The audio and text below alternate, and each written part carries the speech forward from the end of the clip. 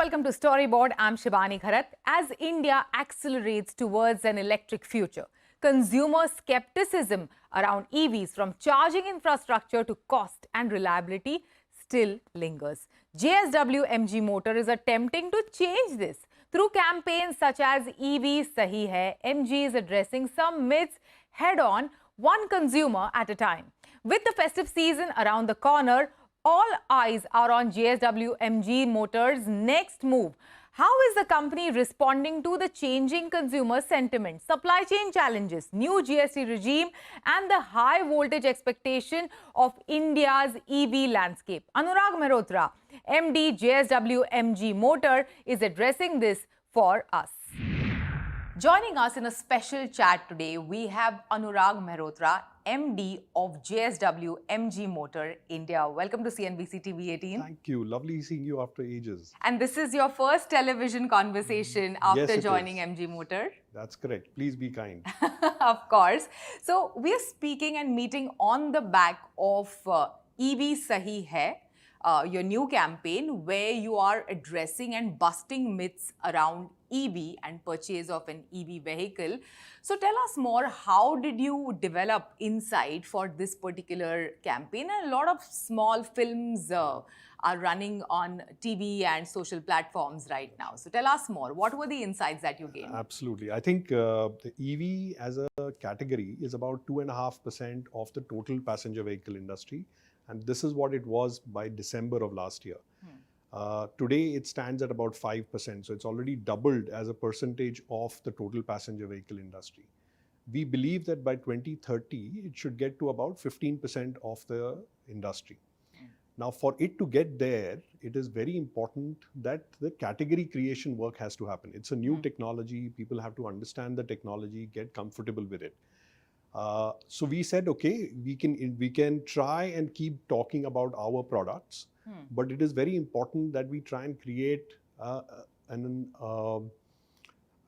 people should start embracing the category, right? Because the products are great, they drive extremely well, they are very quiet, the torque that you get is fantastic, and it's environment friendly. So it is very important that category creation get done. So that was the start point. Second thing we did was we spent a lot of time talking to consumers to understand what were the barriers to purchase. We listed them down on a whiteboard and said, okay, what could be the mitigation plan for each one of these? People said, you know, we have range anxiety. Okay, so we started bringing products in which were delivering 400, 450 kilometers of range, which is far more than what anybody would drive in a day. Second barrier that came up was, hey, what happens to the warranty? Because the battery is about 60% of the cost of the car is the battery. What happens to the warranty on the battery? So we said, we'll give you lifetime warranty for the first customer. People said, you know, the cost of an EV is higher than the cost of a typical petrol vehicle. Indeed. So we said, we will bring battery as a service where the battery gets funded separately and the car gets funded separately. As a consequence, what you would end up paying for fuel is what you would end up paying for the battery as a service. So the acquisition cost of the car drops significantly, right? So we looked at every one of these elements and we weaved that into our sort of product and solutions approach to selling of the EV. Then we said, you know, there are concerns that consumers may have. So we said, okay, one of the single biggest reason to buy EV was the cost that you save. And we said, you know, because it varies so much from consumer to consumer, we said, why not use real people, real experiences as a theme and let our customers tell others? Because it is a category where the word of mouth is the single largest source of sale, right? So when you talk to your friends, they tell you which car to buy. You probably already are predisposed to that sort of a brand or that category of product. So we said, okay, let's first start with real people, real experiences and get people to tell what is it that they have, why have they chosen EVs? And we picked two issues. The first issue we picked was really around the cost. So we got consumers to tell, hey, when I was driving a petrol car, this is what I would spend. Now when I'm driving an EV, this is what I spend. I actually save so much, right? So that became the first sort of very simple customer testimonial sort of a route. The second thing that people were constantly talking about is, hey, what happens on long drives? How will I know where the charging infrastructure is? So we said fair game. So we took stories of consumers when they've done long drives on what happens, how do they plan it, do they really have an issue? We got them to talk about it. So it was all about, hey, a person just like you has experienced an EV and he's sharing his story of what it is like to drive a EV, and all your concerns are getting addressed through their experiences. I think before the campaign started out, we also spoke to Amphi because they inspired us to create this tagline of EV Sahi Hai. Mutual fund sahi hai. That's right. So we kind of spoke, we did multiple rounds of conversations with the CMO. Yeah. And he guided us around, how did they start the campaign? What was some of the authenticity? For us, he said, you have to make sure it is very authentic. Because if it is authentic, the believability will be high. Yeah. That's why we said, okay, instead of starting with stars, we will start with real people, real experiences. Let them tell you what it is like when you own an EV and you drive an EV. Yeah, but are the stars in the pipeline? Are they coming? Yes, I think what the second phase is where we've taken the Fukre boys, Pulkit and Varun, and we've created films around them chatting about the fact that, again, inspired by Kotak, Kona Kona Kotak campaign, we said, hey, what if we could say, anywhere you go today, you will find a charging station. So we've got inspired by many campaigns. Financial services brands and applying it to mobility, to like auto. That's it's quite amazing. Yeah, it's, inspiration is everywhere. You've got to draw on it and then try and see if you can create a narrative which a consumer can relate to. I think that is really what EV Sahi Hai is all about. Perfect. That sounds really exciting and really inspiring. In fact, how you've taken inspiration from like Amphi and Kotak and, taken those examples and applied it to your campaigns. But having said that, what is the larger vision towards electric mobility for JSW MG Motors? Okay, so when we formed the joint venture between JSW and SAIC to create JSW MG Motors, we clearly articulated that our vision is to be a leading automotive brand in the new energy space. That is the charter for us to go and deliver on. I'm happy to report that in a very short period of time, our market share, which used to be sub 10% in EVs in the year 2020, we finished the year last year in 26%. First quarter, we were at 28%. Today, we are at 30-35% in terms of market share in the EV space. So we are growing strength to strength. We are adding new products, both in the mass market as well as in the premium segment. Great. But the intent is clearly to stay true to the new energy space. We will have ICE products, which is petrol and diesel products, but the center of gravity will be new energy vehicles. Because like our shareholders have said, this is like a Maruti moment for us, because the industry is going through a transformation. It is once in a lifetime opportunity to establish a very strong brand in the new energy space. That sounds good. And here at one point you're speaking about, getting EV to like every other home in India, in improving the accessibility of your vehicles and getting them to like every other home in India. But at the other end, you've also launched vehicles in the premium and the luxury segment. So how do you balance, the accessibility, like which is your aspiration, along with, maintaining that aspiration for MG cars? Yeah, great question. So when we were in developing the 5-year plan, we used the Roger Martin framework of where to play and how to win. And that framework clearly said that, yes, there is a lot of room to grow market share and volume in the mass market. But at the same time, there were certain trends that we were observing. The trends were, premiumization was taking place in India at a very rapid clip rate.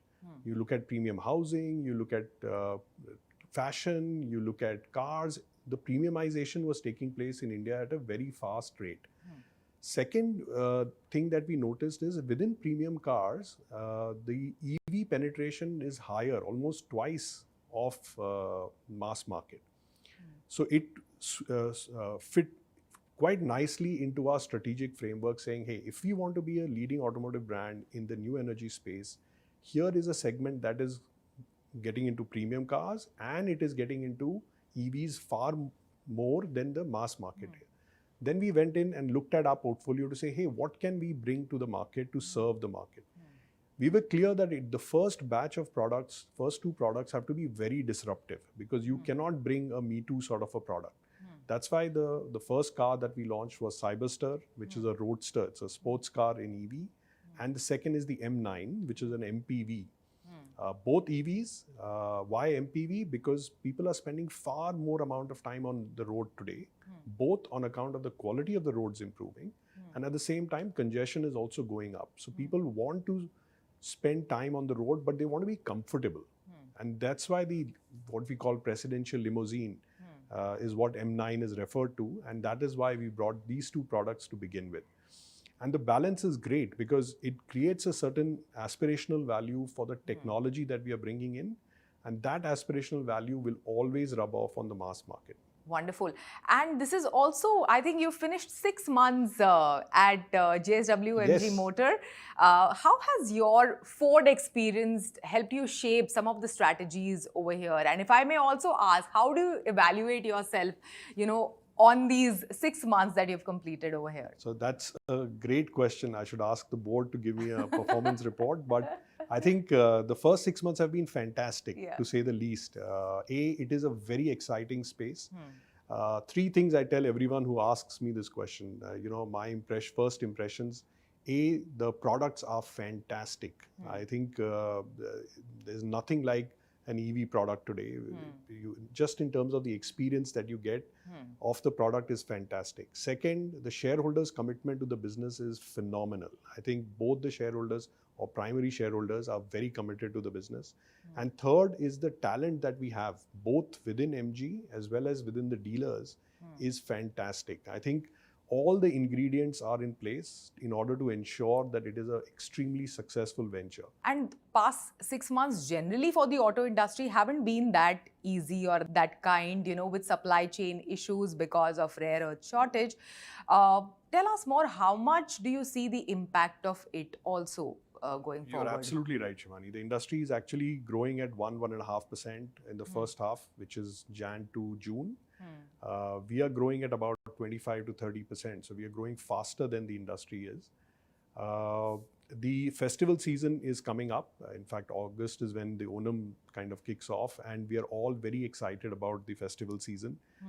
It will give all of us a chance to kind of re-energize and approach the festival season with a lot more gusto than probably the first half has been. I think all the OEMs are really looking forward to the festival season now. And what are your expectations in terms of bookings? What are the sentiment that you're picking up, consumer sentiment that you're picking up around this year's festival season? Yeah, so I think there is a lot of optimism in the market. I think there are a lot of steps that the government is taking and the state governments are taking to promote EVs. You've seen that in Maharashtra, you've seen it in Karnataka. Each of the state policies are very progressive, and they are all committed to ensuring the adoption of EV picks up.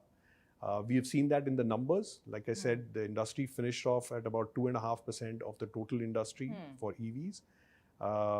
Today we are sitting at 5%. July was at 5.5% of the total industry was EVs. So consumers are taking to EVs very aggressively. State governments are supporting it. It also kind of lines up beautifully to the automotive mission 2047 of the government. So all the stars are aligned. Now we just have to ensure that we deliver in the festival season. Stars are aligned, but a festive season also brings in long waiting periods after you've booked your vehicle, after you've booked your car. So what are the steps that you are taking to ensure that consumers don't have to go through any of these issues, especially when it comes to booking and the delivery of their desired vehicle on the desired festive date? I think the important thing is to get the right balance in terms of your ability to forecast the industry and your own sales, and then ensuring that the plant team is manufacturing to the forecasted demand so that you don't end up in either of the situations, which is one where there is too much product with the dealers or there is too little product that is available with the dealers. So you have to balance it well. There is a lot of historical data that is used to be able to do demand forecasting. And yeah, I mean, we are looking forward. I think we are very transparent with our customers on the kind of delivery timelines that we can offer, and would love to get a chance to bring an EV to them at the earliest possible. Almost every auto player is trying to expedite the new GST implementation to, intersect it with Navratri period for the consumers to not wait beyond the festival to go ahead and do their booking. Are you also lobbying for that? Are you also pushing for that to happen? I think collectively as an industry, we are both from OEMs as well as dealers, everybody's come together and requested the government to precipitate the GST reforms, as the Prime Minister has mentioned, on 15th of August. I think for us, given that our center of gravity is EVs or new energy vehicles, we are lesser impacted because the EV GST rates continue to be at 5%. But as an industry body, we are all working together to impress upon the government to expedite the announcements that may be. Do you feel the possibility of that happening? Well, like James Bond, never say never. You kind of wait and you watch. I think 3rd or 4th of September is when the GST Council is expected to meet. So we are looking forward to seeing how early it can be confirmed. And if it doesn't happen, what is the contingency plan if the consumers are indeed waiting and watching for, the GST regime? I think there is enough scenario planning that all of us in the industry are doing. Like I said, we will be lesser impacted primarily because our center of gravity is EVs, to which the GST is unlikely to change. Great. Thank you so much. Thanks for joining us, Anurag. Thank you.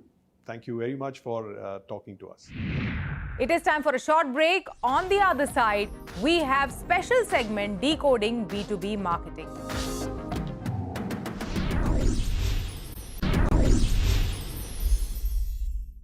Hello and welcome back to our Storyboard 18 special Decoding B2B Marketing That Means Business, a special series in partnership with LinkedIn. I'm Shibani Gharat, and today we are going to explore how the role of CMO is being redefined in an era of heightened accountability. To discuss this, again, we have with us Sachin Sharma, LinkedIn Marketing Solutions India, along with Krishnan Chatterjee, Google Cloud India. Welcome to CNBC-TV18, both of you. Thank you, Shivani. We are speaking about the ROI shift. If you can help us understand what's really driving this shift towards ROI-first marketing. There's a P&L. If you're in the top half, you're driving growth. If you're in the bottom half, you're driving cost. And marketing frequently, especially in B2B, has been part of the bottom half. So it's very important that everybody gets into the top half of the P&L, including marketing. And what are some of the questions that you have to answer to your CFO these days? How has that equation shifted? 90% of incremental revenue in any year comes from existing customers. That's right. Not more than 8 to 10 comes from what you call net new.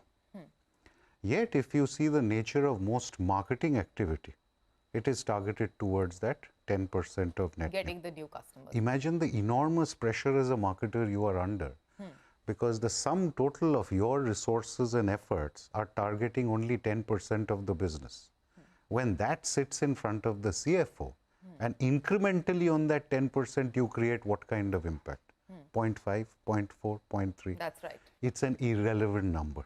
And unless you start severely impacting that existing 90% increment, you will face questions. So, Sachin, how must marketers now prove the value of their AI investments, improve forecasting, build stronger ties with CFO? How has that become critical? It is macroeconomic pressures, and then it's the evolving buyer behavior on the B2B side specifically. So when I say macroeconomic pressures, tech valuations peaked in 2021, and then there was a sharp correction. Absolutely. And the other reality is that buying committees have expanded. There is a lot of innovative solutions powered by AI. The right solution, what you're presenting, that is also critical. And all of that starts with the first prompt, which is, do you have clean, accurate data? What are some of the real barriers, according to you, Sachin, that the teams face in making that happen? There are 3 barriers that we like to think of at LinkedIn. The first one of which is what kind of an intervention is leading to results, and we call that the attribution barrier. So how do you know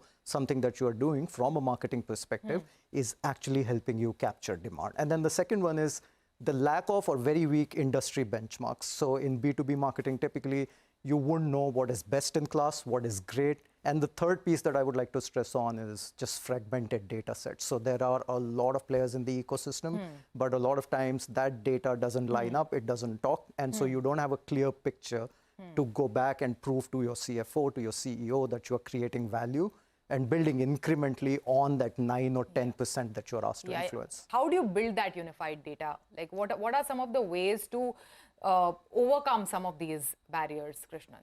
There is, at the end of the day, in B2B, one customer, not as an individual, but as an account. Whatever your organization is doing, can you harness all the data with one view to the customer? At a strategic level, you are going to market with a set of different products. At a tactical level, just the GTM mechanism with which you go to market. Each product has its own kind of go to market.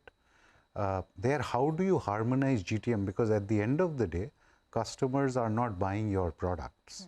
They are buying solutions to problems. Tactically, can you structure the organization itself to target customer problem solution rather than I have 5 products and I have to go sell them? You want to add to that? There are a lot of technical solutions today, but all of that only comes in if there is philosophical alignment. One is that you're a customer-focused business, but the second is that you start with accurate first-party data. On top of that, we have a few solutions, like we have an API that integrates with a CRM.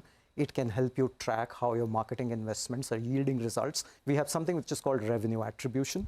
That helps you attribute offline and online revenue to your marketing influence.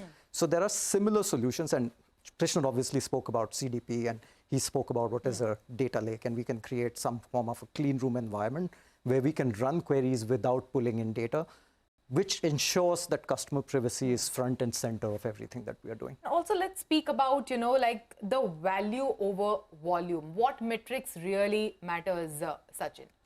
A lot of marketers, about 46 to 50% of the marketers we speak to today are still talking about legacy or traditional metrics like customer acquisition cost or what is the cost of a click on in a digital environment. But I am also happy to report that there are forward-looking marketers who are now talking about actual value metrics. And when we say value metrics, we are looking at outcomes like a customer lifetime value. What will they deliver to you over the next tenure of their contract? So we are having active conversations where they're moving away from volume metrics and they're moving more towards value metrics. You want to add to that, Krishnan, value over volume? If I'm measuring marketing qualified leads, till it comes to a close in the funnel, the lead is irrelevant. So if activities I do give you 10,000 leads, which you have to prosecute, and you end up with 50 closures, think like a CFO. You have had to build sales headcount to prosecute 10,000 leads. Absolutely. It's not efficient. So I want 100 leads out of which I'll close 50. What should I measure to get there? Similarly, once I land in the account, how am I going to expand? What are the things I should measure? If you're going to drive both volume and value, figure out how you are going to optimize the nature of the funnel. Sachin, we started with ROI. So how has AI helped get better ROI? You can throw a lot of manpower at a problem, and because within B2B you have disparate signals and a lot of data sets, you have to bring a lot of these things together to actually understand what is your ideal customer profile? Are they engaging with your content? So is it resonating? And then is it leading to the right outcomes? All of those problems AI helps you solve. The other part is that AI helps you do a few things intelligently. Today, Krishnan has a lot of data sitting in his own CRM about the type of customers that they're trying to sell to. If I could just pull insights from that and improve the targeting of my existing and new campaigns. The other is, can I do predictive measurement? Can I predict what his sales pipeline is going to look like? All of that helps him because then he's able to plan better. Thank you so much. Thanks for joining us today and for your wonderful insights. Thank you. Thank you. With that, it's a wrap on Storyboard this week. You can catch all of our content on Facebook, X and YouTube. Thanks for watching. We will be back same time next week. See you soon.